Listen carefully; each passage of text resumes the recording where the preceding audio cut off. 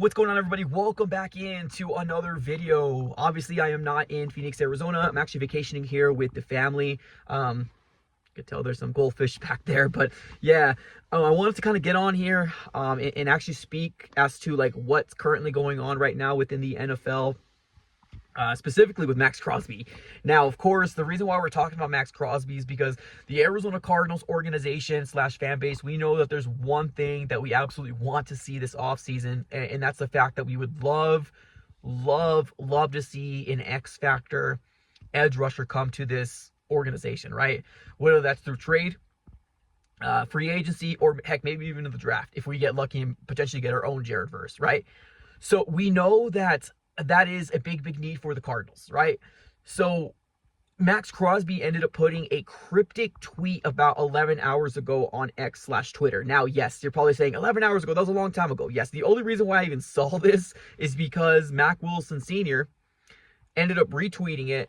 And of course, I follow Mack Wilson Sr. and he basically said, "You would look good in Arizona Cardinal red." I'm just saying, right? So, of course, I'm here to obviously talk about the Maxx Crosby situation and can the Cardinals potentially go after him? Of course, right? I mean, the Cardinals got the cap space. We got the cap space to do something big, right? I mean, to draft capital, I mean, we got draft picks. I mean, it's weird because in every different spot I look, so on Tankathon, we have 5 draft picks, right? And I think we have upwards of about 6. I don't think we got all full 7 of them. If we do, then okay, cool. They're most likely late round picks. I know we got our 1 through 5 picks, and that's obviously the most important ones. So we got draft picks. We got compensation. So Maxx Crosby coming out and basically saying, you know, I'll flash a tweet right here so you guys can go ahead and take a look at it in terms of what he said. But this is what athletes do, man. This is what athletes do. And they've been doing this for years, right? 3, 4, 5+ years. Whenever there are any disgruntledness going on, they take it to social media, whether that's through Instagram on their stories, scrubbing their Instagram. We know that a little too well, or putting it a tweet on X / Twitter, right? So we know that athletes do this. So can we be living in a world where Maxx Crosby gets traded away from the Raiders? Maybe. Oh yeah, maybe, right? And here's the thing. We don't know if it's going to be a contract situation. We don't know. We don't know if it's just he doesn't like the direction that they're going. They got a lot of changing pieces going on over there. They just hired Pete Carroll, which is going to be their next head coach. We know Tom Brady is now a part of the ownership, a small part. I think he's like a minority owner or something like that.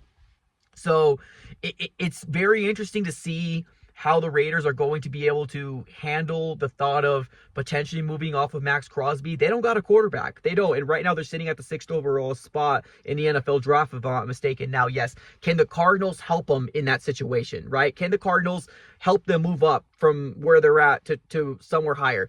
Technically, we can't, but we can at the same time, right? We can't.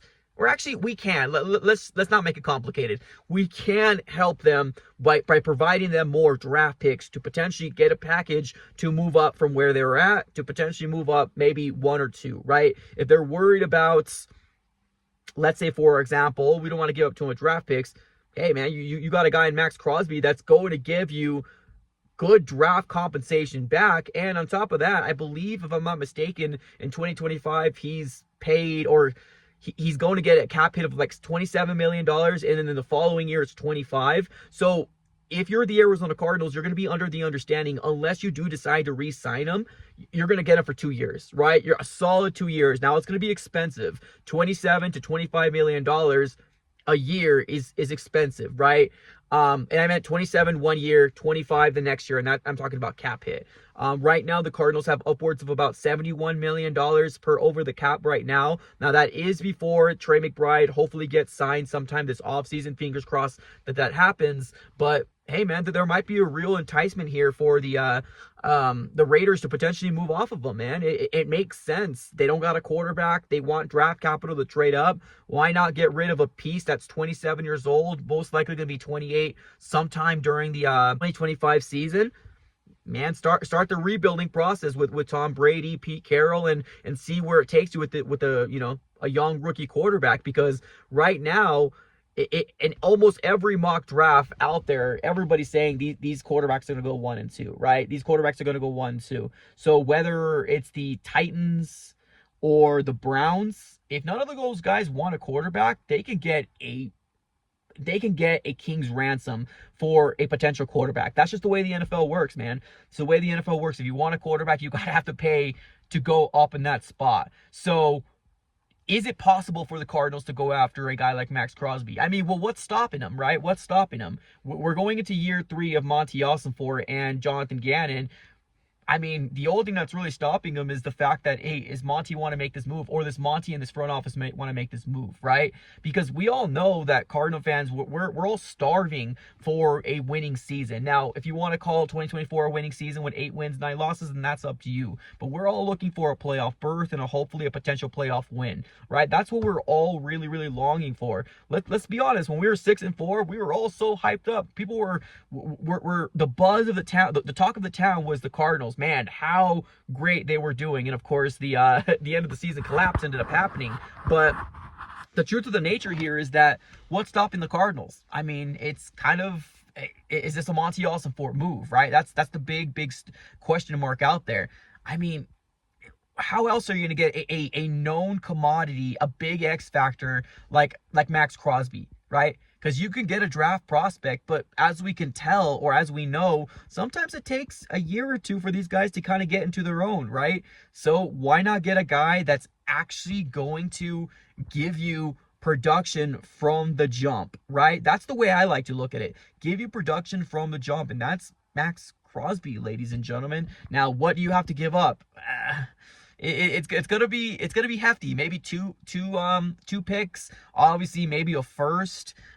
Maybe throwing a second, maybe even throwing a third. I don't exactly know what's going to take, but 27 years old, he's produced since he's been a Raider, and what the Cardinals need is a guy like Maxx Crosby. So would I want it? Of course, right? I know I made a video, 2 weeks ago? Or no, actually probably 3 weeks ago to a month ago. Like, it was called Trade Targets, right? And for some reason, Maxx Crosby was not on my list at that very moment. But it's just because I heard some rumbles around the fact that he might not get moved off of. So I'm like, I'm not going to put him on there. But, dude, if you get the option to get Maxx Crosby, or if he becomes available, you got to at least pick up the phone. You got to at least pick up the phone and see what is worth, right? Because you got your quarterback in Kyler Murray probably going to play one of his most important years of his life. Give him all the pieces that he needs, right? Give him all the pieces that he needs to succeed, right? And the defense was starved for X factors. The defense was starved for big-time playmakers, and the Cardinals didn't have that. Did we exceed expectations on the defensive side of the ball? Heck yeah, I think they did. I really think they did. I think the Cardinals defense, although got whipped a few different times, they held their own. They held their own, believe it or not. So would I want the Cardinals to make this move? Of course I would. I think the Cardinals would be dumb to not at least pick up the phone, right? Now, will it be expensive? Of course it will, right? And I mean cap-wise as well as draft capital-wise, but at the end of the day, if you want to go for it, and this is year 3 of Monty and year 3 of Jonathan Gannon, why not pull the trigger? But at the end of the day, it's going to be the decision of Monty Ossenfort and Jonathan Gannon in this front office, and seeing exactly what happens. But going back to Mack Wilson Sr. in terms of what he said, being the fact that he said, you will look good in Cardinal red, I'm just saying. And then it's funny because George Kittle, tight end for the San Francisco 49ers, he came out and actually replied to that, said Mack was lying, right? Or Mack's lying, right? So that's kind of funny seeing the banter back and forth. But man, getting a guy like him is a difference maker. I'm just going to say here, right, that's a difference maker. That is a needle mover if the Cardinals were to do something like that. Now, I get it. We haven't done a move like that. Why start now? Good question, right? Good question. I don't know, ladies and gentlemen. Being the fact that hearing he might be available, just pick up the phone. Just pick up the phone, Monty. All right, y'all. Let me know what your guys' thoughts. Let me know in the comments below. I appreciate y'all for tuning in as always. Have a great rest of your day, and go Cardinals.